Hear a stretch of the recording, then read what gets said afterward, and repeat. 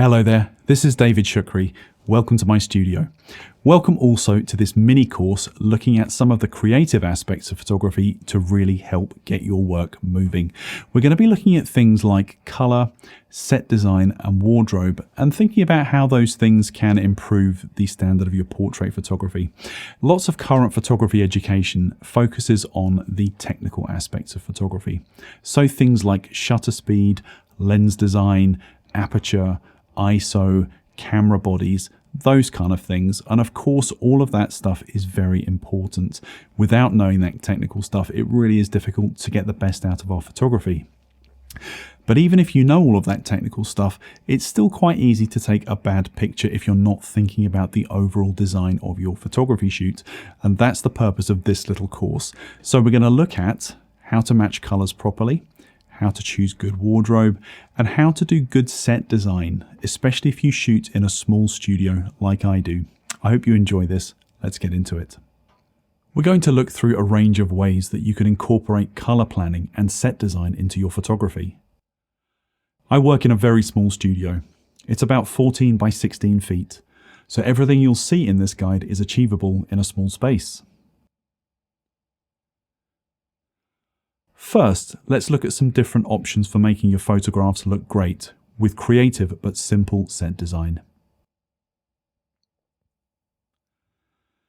In the first two of these images, I've taken a piece of statement furniture combined with a simple background idea and a patterned rug. We're often told to stay away from patterns in our photography because it can draw attention away from our portrait subjects. But I think it works well here because there are block colours throughout the rest of the image.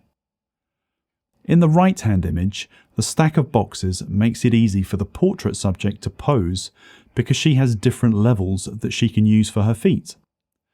This means that she can make natural-looking shapes with her body without needing to be a professional poser. For male photography, a simple set is always a good option. But you can see in each of these cases there are furniture items that allow the guys to have different levels to rest their arms and legs. You don't have to use these same furniture ideas, of course. You can use whatever items suit your own photographic style. This set looks much more complex than it actually is. Essentially, the composition is divided up into three main sections: the pattern screen on the left, the ladders on the right, and our portrait subject in the centre of the frame. Check out the box in the lower left corner. It was placed there on purpose because it gives us a sense of the depth of the image and gives a feeling of 3 dimensions. This image follows the exact same principles, but with a different colour scheme and props. Notice the stool on the right-hand side, making the image seem more 3D. If you shoot in a studio against a wall or using backdrops, there's the risk that the image might seem a little bit flat. In this photo, the stool on the right helps to prevent this. One of the best things about this set is that it can be made easily and very cheaply. Most of the drapes that you can see are actually just regular handyman's dust sheets that you can buy cheaply from a hardware store. I placed boxes underneath them so that the model was able to lean easily and to have different levels for her arms and legs. Here's a range of images, all photographed in my small space. Some of them have no set at all, just a backdrop. With the others, there are varying degrees of complexity with the photographic sets, but having a key piece of furniture or a pop of colour transports the image from being in an obvious studio setting into somewhere else completely. Assuming that all the technical aspects of your photography are in place, like your camera settings, lighting and so on, I would say that planning the colours in your photography is the next most important thing to take care of. It doesn't matter what or who is in your images, they will always look their best if the colour relationships are working well. Here's how I do it. This is called a colour wheel. It shows you all the main groups of colours and which ones work best together. Colour wheels have been around for centuries. The one I use is made of cardboard and it's exactly like the one that you can see here. You can buy them for a few dollars from Amazon, or there are apps like Adobe Capture, Pantone, and Coolers that will do the same job. The main hues are all together: reds, blues, and yellows, for example. Now look at the arrows and triangles in the center. You can move the wheel around to create color schemes like complementary and triadic groups. For example, here you can see the triad of red, yellow, and blue, which is a primary color triad.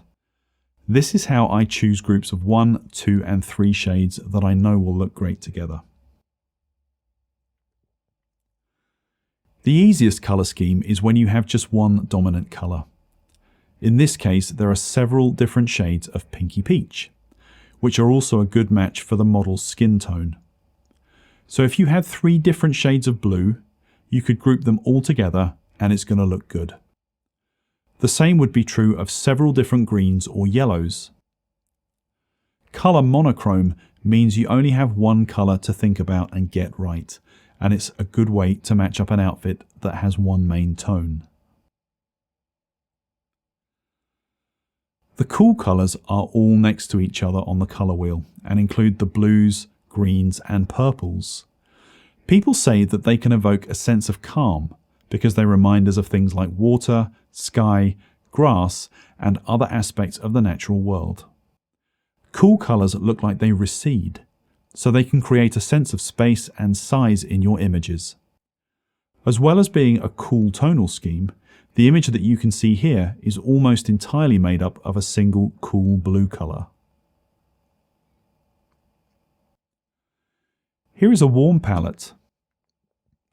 The warm colors are the reds, yellows, browns, and oranges, and they make us think of warm things like sunlight, fire, and heat.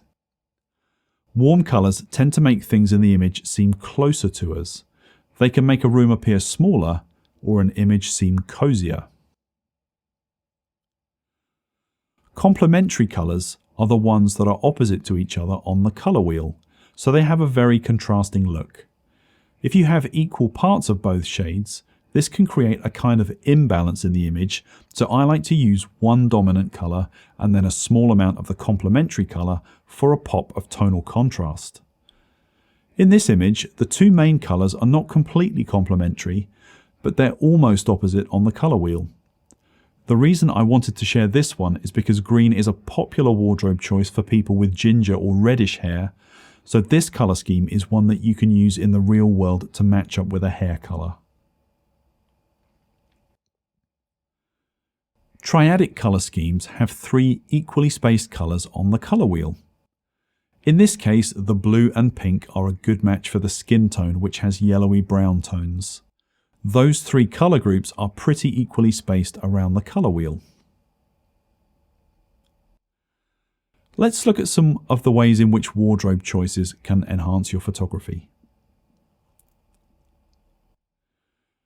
Wardrobe can make a huge difference to the way your image looks, and I always try to plan so that all visual elements in the photograph are working well together. This takes some planning and communication with your client, but helps to make sure that the shoot is a success. When I'm able to have a say in wardrobe decisions, the style I always choose is classic with a twist. To me, that means a style that's not likely to go out of fashion too quickly, but with a little something that makes the outfit unique. If you enjoyed listening to and seeing that, you might be interested in my Cinematic and Dramatic Portraits Masterclass. Now, this is an 8-hour educational experience in which I teach you all the secrets of the lighting, shooting, and retouching details to shoot in a way that I do. So if you're a portrait photographer looking to level up your work and you want to learn a style that looks fantastic for all clients, regardless of how they look, for any skin tone, any body shape, then this could be the course for you. As well as the 8 hours of education, you'll also receive many of the software products that I've designed to color grade and retouch my work. They all come with the course. So if that sounds like something which is fun to you, please see the details below the video, and it would be great to have you on board. Thank you.